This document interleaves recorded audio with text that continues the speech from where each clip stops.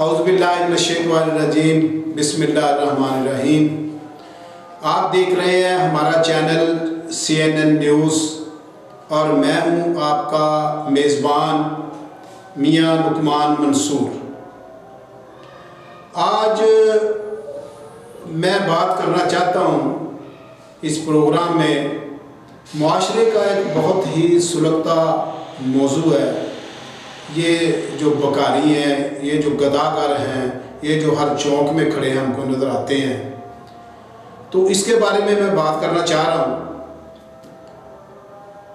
पाकिस्तान की आबादी इस वक्त 24 करोड़ है और इसमें 3 करोड़ 80 लाख के करीब गदागर और बकारी हैं, जिनमें से 55% औरतें हैं, 17% मर्द हैं, 27% बच्चे हैं और 6% वो लोग हैं जो सफ़ेद पोश हैं और मजबूर हैं।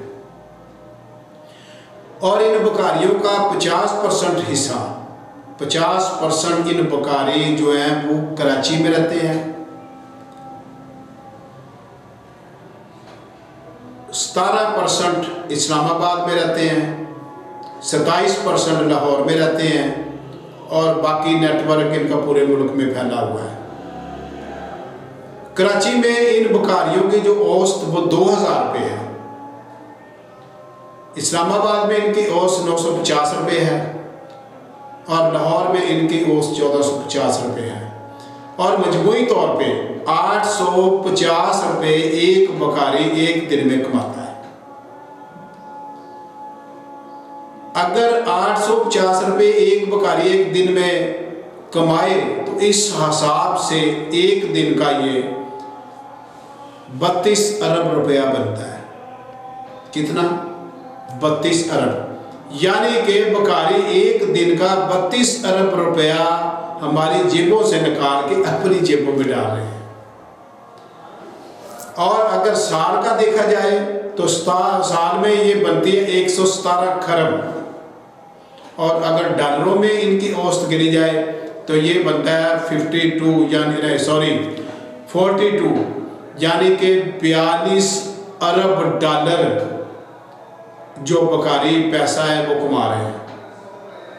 अब आप अंदाज़ा कर लीजिए कि भाई ये जो बकारी 42 अरब डॉलर कमा रहे हैं, हम एक अरब 2 अरब डॉलर के लिए IMF वर्ल्ड बैंक की मिन्नतें करते हैं, जबकि अपने हमारे बकारी 42 अरब डॉलर साल का लेके जा रहे हैं। और इसमें हमारा नुकसान क्या होता है? एक तो हर साल 21% महंगाई बढ़ती है और दूसरा हमारी जो ये अजीम शान 3 करोड़ 80 लाख अफरादी कुव्वत है, ये किसी काम की नहीं है, ये यूज ही नहीं कहीं होती। अब इससे देखें कि हमारे मुल्क को कितना नुकसान हो रहा है। अगर हम इन गदागरों को मामूली काम भी दे दें और इनको किसी काम में लगा दें तो हमें सालाना 38 यानी 38 अरब रुपया हासिल हो सकता है आमदनी। ये हमारे पड़ोस के मुल्क बांग्लादेश ने यह तजर्बा किया। उन्होंने बकारियों पर पाबंदी लगाई और 4 साल में उन्होंने 52 यानी 52 अरब डॉलर बचत की। तो इस्लाम ने गदागरी को मना किया है। इस्लाम में गदागर और मस्कीन की तारीफ को बताया गया। मस्कीनों को खाना खिलाने की तरकीब दी गई है, ना कि गदागरों को। मस्कीन कौन होता है? मस्कीन वो होता है जो अपना काम करता है, अपना कारोबार करता है, जॉब करता है, लेकिन उसकी आमदनी थोड़ी होती है और वो किसी के आगे हाथ नहीं बुलाता, उसको मस्कीन कहते हैं। और गदागर वो होता है, सैयदना हज़रत उमर फारूक रज़ी अल्लाह ताला ने फरमाया कि वो जो घर घर जाके एक लुकमा एक खजूर मांग लेता है, वो गदागर होता है। तो इस्लाम में गदागरी मना है। अल्लाह ताला के नबी सैयदना हज़रत मोहम्मद सल्लल्लाहु अलैहि वसल्लम ने एक प्याला बेच के आदमी को कुल्हाड़ी लेके दी थी कि इसे अपना कारोबार करो, लेकिन उसकी अमदाद नहीं की थी। हमारे मुल्क में ये जो मुख्तलिफ तंजीमें इस वक्त मुफ्त खाने खिला रही हैं, लंगर खाने बने हुए हैं, ये इन लोगों को हडहराम बना रहे हैं और इन लोगों की आदतें ख़राब कर रहे हैं और इन मुल्क की तरक्की में ये बहुत बड़ी रुकावट है।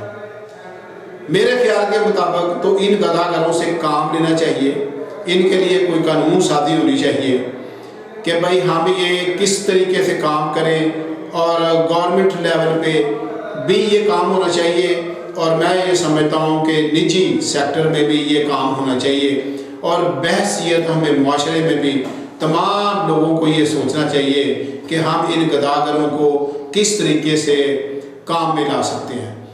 42 अरब डॉलर हम इनको सालाना दे रहे हैं, वैसे तो अगर हम इनसे काम करवाएं, छोटा मोटा भी काम करवाएं, तो हमारे मुल्क की मईशत जिससे हमें आमदनी होगी 42 अरब डॉलर, और हम माशाल्लाह 4 साल में 5 साल में हमारी मुल्क की मईशत अपने पैरों पे खड़ी हो जाएगी, और ये गदागर भी जो हैं ये भी एक अच्छे शहरी बन जाएंगे।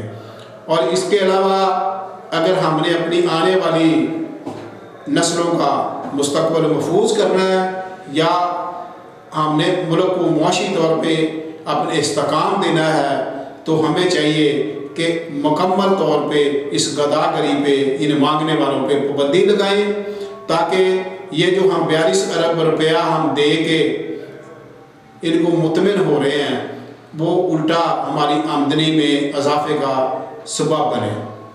तो आज के लिए इतना ही, इंशाल्लाह अगले व्लॉग में आपसे बात हो।